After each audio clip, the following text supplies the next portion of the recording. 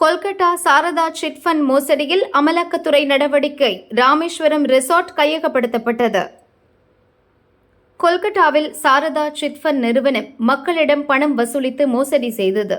இது தொடர்பாக கொல்கத்தா அமலாக்கத்துறை நடத்திய விசாரணையில் மேற்குவங்க முதல்வர் மம்தா பானர்ஜி உறவினர் மற்றும் ஆளும் திரிணாமுல் காங்கிரஸ் முக்கிய நிர்வாகிகளை கைது செய்தது. அமலாக்கத்துறை விசாரணையை தீவிரப்படுத்தியது. பண மோசடியில் ஈடுபட்டவர்கள் கொல்கத்தாவைச் சேர்ந்த TM டிரேடர்ஸ் மற்றும் KK டிரேடர்ஸ் நிறுவனம் வாயிலாக 2021 ராமேஸ்வரம் ஓலைக்குடா கடற்கரையில் 60 சொகுசு அறைகள் கொண்ட 7 ஹில்ஸ் ரிசார்ட்டை வாங்கியது தெரியவந்தது. 2023 ஏப்ரலில் கொல்கத்தா அமலாக்கத்துறை அதிகாரிகள் ராமேஸ்வரத்தில் சட்டவிரோத பண பரிவர்த்தனையில் வாங்கிய ரிசார்ட்டை ஆய்வு செய்தனர். நேற்று அமலாக்கத்துறையினர் மீண்டும் ராமேஸ்வரம் வந்து ரிசார்ட்டை கையகப்படுத்தினர். ரெசார்ட் நுழைவாயிலில் நோட்டீஸ் ஒட்டினர். அதில் மறு உத்தரவு வரும் வரை 30 கோடி ரூபாய் மதிப்புள்ள இந்த சொகுசு ரிசார்ட்டை விற்பனை, அன்பளிப்பு, அடமானம் செய்யவோ அல்லது வேறு எந்த வகையிலும் மாற்றவோ அல்லது வாடகை வசூலிக்கவோ கூடாது என தடை விதித்து அமலாக்கத்துறை துணை இயக்குநர் அருண் கோபால் பாண்டே உத்தரவிட்டுள்ளார். மே 2 கேரளாவில் தானியங்கி துறைமுகத்தை திறந்து வைக்கிறார் பிரதமர் மோடி. கேரள மாநிலம் திருவனந்தபுரம் விழிஞ்சத்தில் பொது தனியார் கூட்டாண்மை மாதிரியின் கீழ் ரூபாய் 8,867 கோடி மதிப்பீட்டில் துறைமுகம் கட்டப்பட்டுள்ளது. தெற்காசியாவின் முதல் தானியங்கி துறைமுகமான இதனை வருகிற 2ஆம் தேதி பிரதமர் நரேந்திர மோடி திறந்து வைக்கிறார். இதனை கேரள மாநில துறைமுகத்துறை அமைச்சர் வாசவன் உறுதிப்படுத்தியுள்ளார். அவர் கூறுகையில், விழிஞ்சம் துறைமுகத்தை மே 2ஆம் தேதி பகல் 11 மணிக்கு பிரதமர் மோடி நாட்டுக்கு அர்ப்பணிக்கிறார்.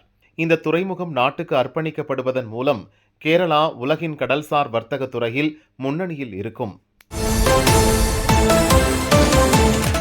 மீன்பிடி தடைக்காலம் காரணமாக மீன்கள் விலை உயர்வு. தமிழகத்தில் மீன்பிடி தடைக்காலம் கடந்த ஏப்ரல் 15 அன்று தொடங்கியது.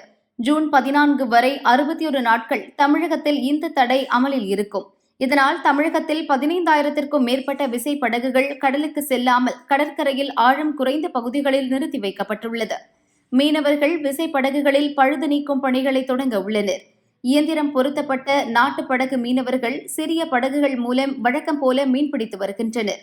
ஆனால் இவற்றால் பிடிக்கப்படும் மீன்கள் போதுமானதாக இல்லை என்பதால் தற்போது தமிழகத்தின் பிரதான மீன் சந்தைகளில் மீன்களின் விலை உயரத் துவங்கியுள்ளது. சென்னை விமான நிலையத்துக்குள் மாநகர பஸ்கள் சென்று வர விரைவில் ஏற்பாடு.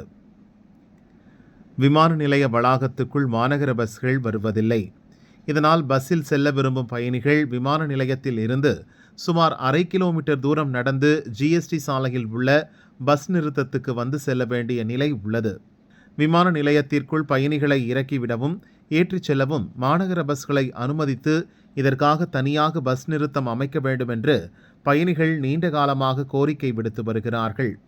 பயணிகளின் இந்த கோரிக்கை விரைவில் நிறைவேற்றப்படும். விமான அமைச்சகத்திடமிருந்து அனுமதி கிடைத்தவுடன் கிளாம்பாக்கம், தாம்பரம் உள்ளிட்ட பகுதிகளை இணைக்கும் வகையில் பஸ்கள் இயக்கப்படும் என்று மாநகர பஸ் நிர்வாக அதிகாரி ஒருவர் கூறினார். மாநகர பஸ்கள் விமான நிலையத்திற்குள் சென்று வர அனுமதிக்கு தயாராக உள்ளோம். பஸ்களை திருப்புவதற்கும் பஸ் நிலையம் அமைப்பதற்கும் போதுமான இடவசதி சிக்கல் உள்ளன. இது சரி செய்த பின்னர் மாநகர பஸ்கள் சென்னை விமான நிலையத்திற்கு வந்து செல்லும் என விமான நிலைய அதிகாரிகள் கூறினர்.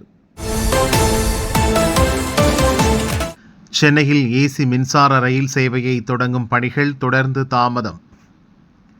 சென்னை கடற்கரை தாம்பரம், கடற்கரை செங்கல்பட்டு வழித்தடத்தில் தினமும் லட்சக்கணக்கான பயணிகள் மின்சார ரயில்களில் பயணம் செய்து வருகிறார்கள். இந்த வழித்தடத்தில் குளிர்சாதன வசதி இல்லாத சாதாரண மின்சார ரயில்களே இயக்கப்பட்டு வருகின்றன.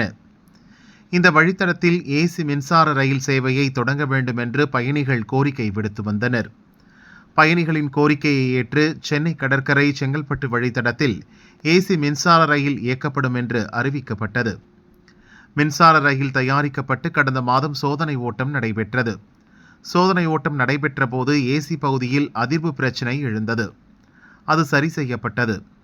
தற்போது AC மின்சார ரயில் பயணிகள் சேவையை தொடங்குவதற்காக தாம்பரம் பணிமனையில் தயாராக நிறுத்தி வைக்கப்பட்டுள்ளது. சென்னையில் AC வசதி கொண்ட மின்சார ரயில் முதல் முறையாக இயக்கப்பட உள்ளது. சிறப்பு விருந்தினரின் தேதிக்காக ரயில் தொடக்க விழா நிறுத்தி வைக்கப்பட்டுள்ளது என்று ரயில்வே அதிகாரிகள் கூறினர்.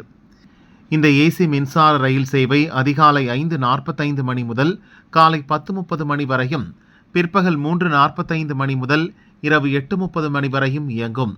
தற்போது ஒரே ஒரு ஏசி மின்சார ரயில் மட்டுமே உள்ளதால் இந்த இடைவேளை விடப்படுகிறது. இந்த ஏசி மின்சார ரயில் மாம்பலம், கிண்டி, பரங்கிமலை, தாம்பரம், பெருங்களத்தூர், பொத்தேரி, பரனூர் உள்ளிட்ட 12 முக்கிய ரயில் நிலையங்களில் மட்டுமே நிற்கும். இதற்கான கட்டணம் மெட்ரோ ரயிலை போலவே ரூபாய் 30 முதல் ரூபாய் 50 வரை இருக்கும் என்று எதிர்பார்க்கப்படுகிறது. ஆந்திர முன்னாள் முதல்வர் ஜெகன் ரெட்டியின் சொத்து முடக்கம், அமலாக்கத்துறை நடவடிக்கை. ஆந்திர முன்னாள் முதல்வர் ஜெகன்மோகன் ரெட்டி மற்றும் டால்மியா சிமெண்ட் நிறுவனத்துக்கு சொந்தமான 800 கோடி ரூபாய் சொத்துக்களை அமலாக்கத்துறை முடக்கியுள்ளது. ஆந்திர முன்னாள் முதல்வர் ஜெகன்மோகன் ரெட்டி சட்டவிரோத பண பரிமாற்றம் செய்ததாக புகார்கள் எழுந்ததை தொடர்ந்து 10 ஆண்டுக்கு முன் அமலாக்கத்துறை வழக்கு பதிவு செய்தது. தற்பொழுது ஜெகன் ரெட்டி டால்மியா சிமெண்ட்ஸ் நிறுவனத்துக்கு சொந்தமான 405 கோடி ரூபாய் மதிப்பிலான சொத்துக்களை முடக்கியுள்ளதாக அமலாக்கத்துறை அறிவித்துள்ளது. ஜெகன் ரெட்டி பெயரில் உள்ள 27 கோடியே 5 லட்சம் ரூபாய் மதிப்புள்ள பங்குகள், 377 கோடி ரூபாய் மதிப்புள்ள டால்மியா சிமெண்ட் நிறுவனத்துக்கு சொந்தமான நிலம் ஆகியவை முடக்கப்பட்டுள்ளன. ஆனால் முடக்கப்பட்ட தனது நிறுவனத்துக்கு சொந்தமான நிலத்தின் மதிப்பு 793 கோடி ரூபாய் என டால்மியா சிமெண்ட்ஸ் நிறுவனம் அறிவித்துள்ளது. டால்மியா சிமெண்ட்ஸ் நிறுவனம் ஜெகன் ரெட்டிக்கு சொந்தமான ரகுராம் சிமெண்ட் நிறுவனத்தில் 95 கோடி ரூபாய் முதலீடு செய்தது. அதற்கு பதிலாக கடப்பா மாவட்டத்தில் 407 ஹெக்டரில் சுரங்கம் அமைப்பதற்காக அந்த நிறுவனத்துக்கு குத்தகை உரிமம் வழங்கப்பட்டதாக அமலாக்கத்துறை விசாரணையில் தெரியவந்துள்ளது. கூட்டணி தொடர்பாக பாஜகவினர் கருத்து தெரிவிக்க நயினார் நாகேந்திரன் தடை. தமிழக பாரதிய ஜனதா தலைவர் நயினார் நாகேந்திரன் செங்கல்பட்டில் நடந்த கட்சிக் கூட்டத்தில் பேசியதாவது, அதிமுகவுடன் கூட்டணியில் நாம் இருக்கிறோம். கூட்டணி பற்றி அமித்ஷாவும் எடப்பாடி பழனிசாமியும் பேசிக் கொள்வார்கள். சமூக வலைதளங்களில் அது எப்படி இது எப்படி என்று தயவு செய்து யாரும் கருத்து சொல்ல வேண்டாம். சனாதனத்திற்கு எதிரான ஆட்சி, ஆன்மீகத்திற்கு எதிரான ஆட்சி நடக்கிறது. இந்த ஆட்சி தமிழகத்தில் இருக்கக்கூடாது என்பதுதான் நமது குறிக்கோளாக, லட்சியமாக இருக்க வேண்டும். வேறு எந்த சிந்தனையிலும் நாம் ஈடுபடக்கூடாது. பொறுப்புள்ள அனைவரும் இனி பொறுப்புடன் நடந்து கொள்ள வேண்டும். பெண்களுக்கு எதிரான ஆட்சி நடக்கிறது. அமைச்சர் பொன்முடி பேசியது மிகவும் மோசமானது. நீதிமன்றமே கண்டனத்தை தெரிவித்திருக்கிறது. அதற்காக மாநிலம் முழுவதும் மகளிர் அணியினர் ஆர்ப்பாட்டம் நடத்த வேண்டும் என்று நயினார் நாகேந்திரன் சொன்னார். நடிகர் ஸ்ரீ உடல்நிலை பற்றி இயக்குனர் லோகேஷ் அறிக்கை. வழக்கு எண் 18 கீழ் 19 படம் மூலம் சினிமாவில் அறிமுகமானவர் நடிகர் ஸ்ரீ. தொடர்ந்து ஓநாயும் ஆட்டுக்குட்டியும், மாநகரம் உள்ளிட்ட பல படங்களில் நடித்து பிரபலமானார். பட வாய்ப்புகள் குறைந்த நிலையில் அவர் கடந்த சில நாட்களாகவே எங்கே இருக்கிறார் என்பது தெரியாமல் இருந்தது. இந்நிலையில் அவர் தனது இன்ஸ்டா பக்கத்தில் வெளியிட்ட போட்டோ, வீடியோக்கள் அவரது ரசிகர்களிடையே அதிர்ச்சியை ஏற்படுத்தியது. உடல் மெலிந்து எலும்பும் தோலுமாக அடையாளமே தெரியாதபடி மாறியிருந்தார் நடிகர் ஸ்ரீ. அவர் கடைசியாக நடித்த இருகப்பற்று படத்தில் சம்பளம் உள்ளிட்ட பிரச்சனையால் மன அழுத்தத்திற்கு ஆளானதாகவும், அதனால் இப்படி ஆகிவிட்டதாகவும் சிலர் அவதூறு பரப்பினர். ஆனால் நடிகர் ஸ்ரீ மருத்துவர்களின் கண்காணிப்பில் உள்ளதாக அவரது குடும்பத்தினர் சார்பில் அறிக்கை வெளியிடப்பட்டுள்ளது. இந்த அறிக்கையை ஸ்ரீ நடித்த மாநகரம் படத்தின் இயக்குனர் லோகேஷ் கனகராஜ் பகிர்ந்துள்ளார். நடிகர் ஸ்ரீ குறித்து வதந்தியான, ஆதாரமற்ற தகவல்களை பரப்ப வேண்டாம் என கேட்டுக் கொண்டுள்ளனர். அமித்ஷா கேட்டது விரைவில் நடக்கும், அமைச்சர் மா. சுப்பிரமணியன் உறுதி. தமிழகத்தில் மருத்துவம், பொறியியல் கல்வியை தமிழ் மொழியிலும் வழங்க வேண்டும் என்று முதல்வர் ஸ்டாலினை மத்திய உள்துறை அமைச்சர் அமித்ஷா கேட்டுக் கொண்டார். ராணிப்பேட்டையில் மார்ச் 7 நடந்த CISF தினத்தில் பேசிய அவர் இதனை தெரிவித்தார். கடந்த 2 ஆண்டுகளாக நான் இதை கேட்டு வருகிறேன், ஆனால் எந்த பலனும் இல்லை. அவர் நிச்சயமாக ஏதாவது செய்வார் என்று நம்புவதாகவும் அமித்ஷா பேசினார். இதுகுறித்து சுகாதார அமைச்சர் மா. சுப்பிரமணியனிடம் இன்று கேள்வி எழுப்பப்பட்டது. அதற்கு பதிலளித்த அமைச்சர் மா. சுப்பிரமணியன், தமிழகத்தில் மருத்துவ பாட புத்தகங்களை தமிழில் மொழிபெயர்க்கும் பணிகள் முடிந்துள்ளன. விரைவில் மருத்துவ பாடம் தமிழில் கொண்டுவரப்படும் என்றார். புனித வெள்ளி அனுசரிப்பு, கிறிஸ்தவர்கள் பிரார்த்தனை. இயேசு கிறிஸ்து சிலுவையில் அறையப்பட்டதை நினைவு கூறும் வகையில் புனித வெள்ளி தினம் அனுசரிக்கப்படுகிறது. புனித வெள்ளியை ஒட்டி தமிழகத்தில் உள்ள சர்ச்சுகளில் இயேசு கிறிஸ்து மரணத்தை நினைவுபடுத்தும் சிலுவைப்பாடு நிகழ்ச்சி, சிறப்பு பிரார்த்தனைகள் நடந்தன. குமரி மாவட்டம் துண்டத்துவிளை புனித அந்தோனியார் ஆலயத்தில் சிலுவை பாதை நிகழ்ச்சி நடந்தது. இயேசு சிலுவையில் அறையப்பட்டு இறப்பதற்கு முன் அவர் அனுபவித்த துன்பங்களை இளைஞர்கள் தத்ரூபமாக நடித்து காட்டினர். ஆயிரக்கணக்கான கிறிஸ்தவர்கள் கலந்து கொண்டு வழிபாடு செய்தனர். ஓசூர் குழந்தை இயேசு புனித தெரேசா ஆலயத்திலும் சிலுவை பாதை ஊர்வலம் நடந்தது. விழுப்புரம் புதுச்சேரி சாலையில் அமைந்துள்ள கிறிஸ்து அரசர் ஆலயத்தில் புனித வெள்ளியை முன்னிட்டு சிலுவை பாதை பவனி நடந்தது. புதுச்சேரி மிஷன் வீதி புனித ஜென்மராக்கினி பேராலயம் சார்பில் நடந்த சிலுவை பாதை ஊர்வலத்தில் புதுச்சேரி, கடலூர் மறைமாவட்ட பேராயர் பிரான்சிஸ் கலிஸ் தலைமையில் பாதிரியார்கள் சிலுவையை சுமந்து சென்றனர். 2 குழந்தைகளையும் கொன்று மாடியில் இருந்து குதித்த தாய். தெலங்கானாவின் ஹைதராபாத் ஜிடி மெட்லாவில் உள்ள அபார்ட்மெண்ட்டில் வெங்கடேஸ்வர் ரெட்டி, தேஜா தம்பதி 2 மகன்களுடன் வசித்து வந்தனர். 35 வயதாகும் தேஜா நேற்று மாலை திடீரென மாடியிலிருந்து குதித்து தற்கொலை செய்து கொண்டார். அங்கு வந்த ஜிடி மெட்லா போலீசார் தேஜா உடலை கைப்பற்றி வீட்டுக்குள் சோதனை செய்ய சென்றபோது மற்றொரு அதிர்ச்சி காத்திருந்தது.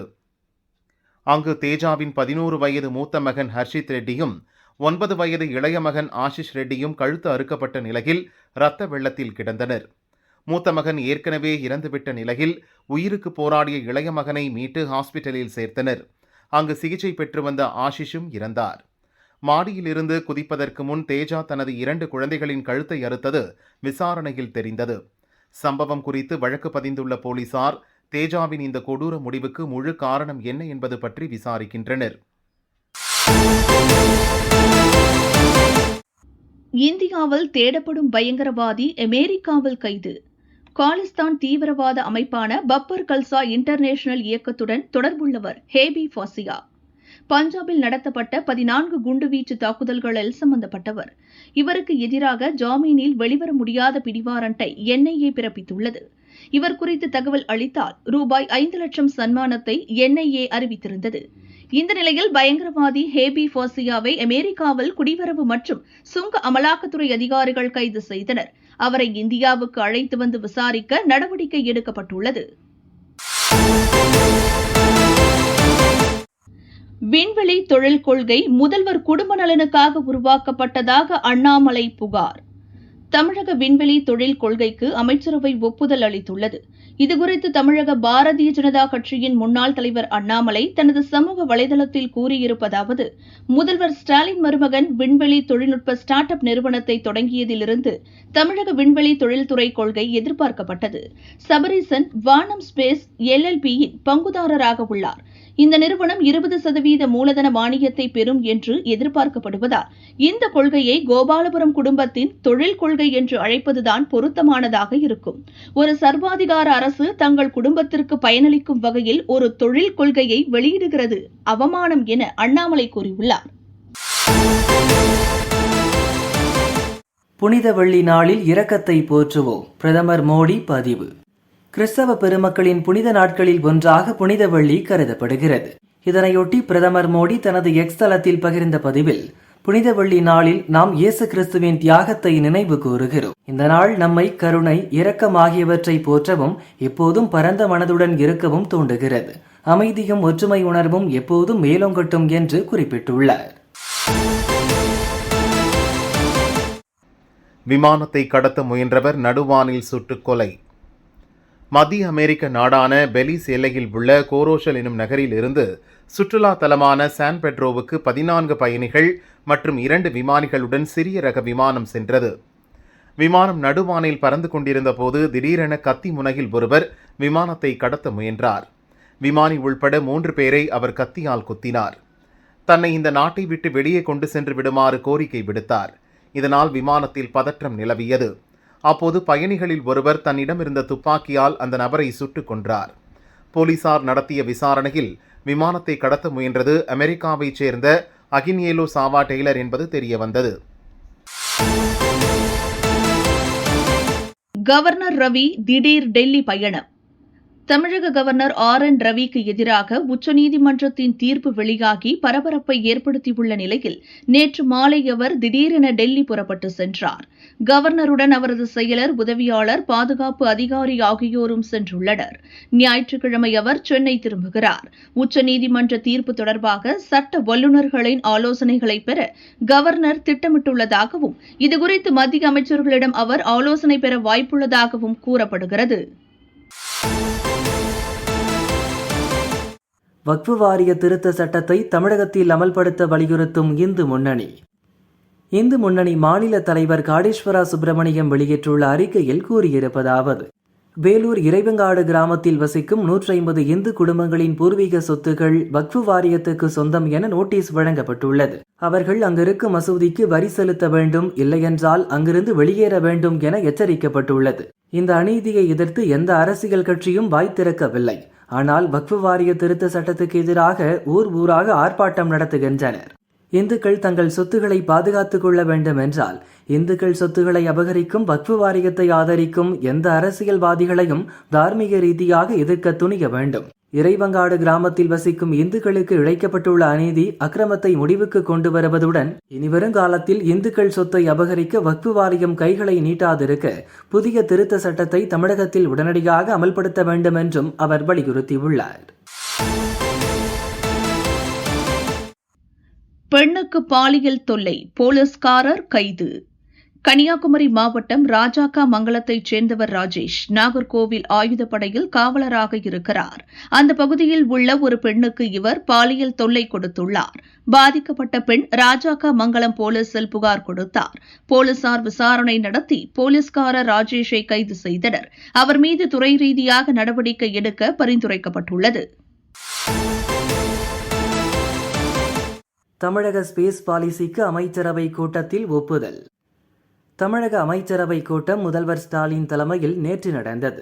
இதில் பட்ஜெட் மானிய கோரிக்கை விவாதத்தில் அறிவித்த திட்டங்களுக்கு ஒப்புதல் அளிக்கப்பட்டது. தொழில்துறை உருவாக்கியுள்ள விண்வெளி தொழில் கொள்கை 2025க்கும் ஒப்புதல் அளிக்கப்பட்டுள்ளதாக தொழில்துறை அமைச்சர் TRB ராஜா தெரிவித்தார். விண்வெளித்துறையில் 10,000 கோடி ரூபாய் முதலீடுகளை ஏற்கவும் 10,000 பேருக்கு வேலைவாய்ப்பு வழங்கவும் தகுதியான திறமையானவர்களை உருவாக்கவும் திட்டமிடப்பட்டுள்ளது. இந்த 3 இலக்குகளையும் அடிப்படையாக வைத்து தமிழக விண்வெளி தொழில் கொள்கை 2025 உருவாக்கப்பட்டுள்ளது. இதன் மூலம் 25 கோடி ரூபாய் முதலீடு செய்யும் புத்தொழில் நிறுவனங்களுக்கு ஊக்கமளிக்கப்படும். 300 கோடி ரூபாய்க்கு மேல் முதலீடு செய்யும் நிறுவனங்களுக்கு சிறப்பு பேக்கேஜ் வழங்கப்படும். இந்த கொள்கையால் உலகளவில் இருக்கும் தொழில் முனைவோர் தமிழகம் நோக்கி வருவர் என்றும் அமைச்சர் TRB ராஜா தெரிவித்துள்ளார். ரவுடிகளை முழங்காலுக்கு கீழே சுட்டுப்பிடிக்க ஐகோர்ட் அறிவுறுத்தல். திருச்சியைச் சேர்ந்த சத்யஜோதி என்பவர் ஐகோர்ட் மதுரை கிளையில் தாக்கல் செய்த மனுவில் கூறியிருந்ததாவது: எனது சகோதரர் காளிமுத்து சென்னை புழல் ஜெயிலில் கைதியாக உள்ளார். அவரை ஒரு கொலை வழக்கில் தொடர்புபடுத்தி வாரண்ட் பிறப்பிக்கப்பட்டுள்ளது. இதனை பயன்படுத்தி அவரை என்கவுண்டர் செய்யும் வாய்ப்பு உள்ளது.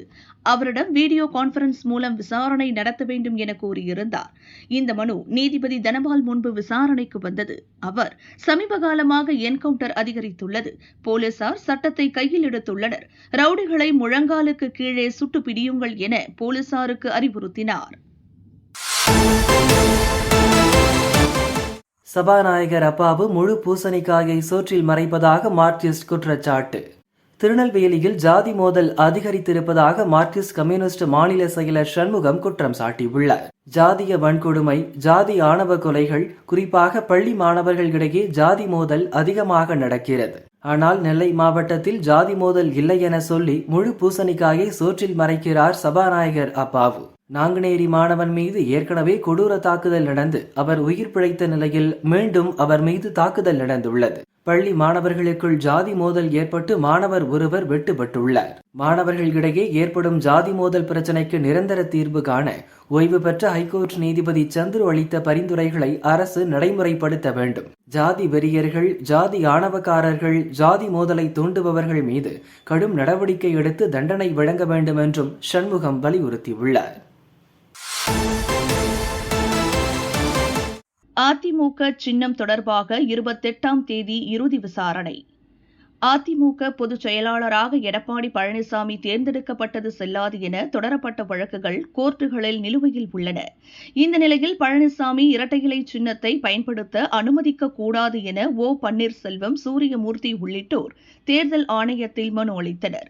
அதன் மீது ஆணையம் நடவடிக்கை எடுக்காமல் இருந்தது. இதனால் அதிமுக தொடர்பாக தான் தேர்தல் ஆணையத்தில் தாக்கல் செய்த மனுக்கள் மீது உரிய நடவடிக்கை எடுக்க கோரி சூரியமூர்த்தி சென்னை ஐகோர்ட்டில் வழக்கு தொடர்ந்தார்.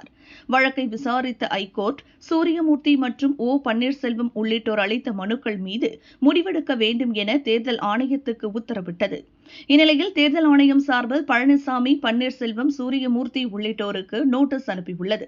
அதில் அதிமுக விவகாரம் தொடர்பாக இறுதி விசாரணை வரும் 28ஆம் தேதி மாலை 3 மணிக்கு டெல்லியில் உள்ள தேர்தல் ஆணையத்தில் நடைபெறுகிறது. அதில் அனைவரும் நேரில் ஆஜராகி விளக்கம் அளிக்க வேண்டும் என தெரிவிக்கப்பட்டுள்ளது. டாஸ்மாக் சொல்வது பொய் தகவல், ஹைகோர்ட்டில் அமலாக்கத்துறை வாதம். சென்னை டாஸ்மாக் தலைமை ஆபீஸில் அமலாக்கத்துறை கடந்த மாதம் சோதனை நடத்தியது. மாநில அரசின் அனுமதியின்றி நடத்தப்பட்ட இந்த சோதனையை சட்டவிரோதமானது என அறிவிக்க கோரி சென்னை ஹைகோர்ட்டில் தமிழக அரசும் டாஸ்மாக் நிர்வாகமும் மனு செய்தன.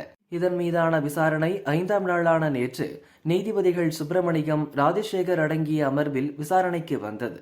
அப்போது அமலாக்கத்துறை சார்பில் ஆஜரான கூடுதல் சொலிசிட்டர் ஜெனரல் ராஜு கூறியதாவது: டாஸ்மாக் அலுவலகத்தில் சோதனை நடந்தபோது பெண் அதிகாரிகள் யாரும் இரவில் தங்க வைக்கப்படவில்லை.